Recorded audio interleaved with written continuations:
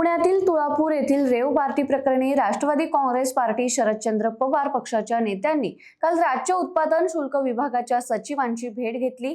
यावेळी त्यांनी छत्रपती शिवाजी महाराज यांच्या राज्याभिषेक दिनी छत्रपती संभाजी महाराज यांच्या स्मृतीस्थळ असलेल्या तुळापुरात पार्टीची परवानगी दिलीच कशी असा जाब विचारला। या संदर्भात राष्ट्रवादी काँग्रेस पार्टी शरदचंद्र पवार पक्षाच्या महिला प्रदेशाध्यक्षा रोहिणी खडसे यांनी सोशल मीडियावरून सविस्तर माहिती दिली आहे। खडसे म्हणाल्या की रेव पार्टीला राज्य उत्पादन शुल्क विभागानेच परवानगी दिली होती। हा किती करंटेपणा आहे।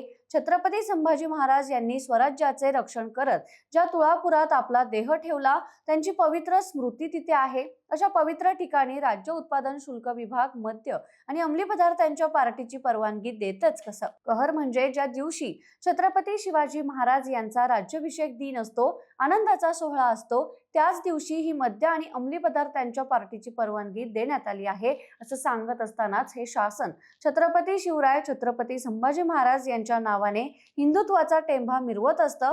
मग आता तुमचं हिंदुत्व कुठे गेलं असा प्रश्न त्यांनी उपस्थित केला।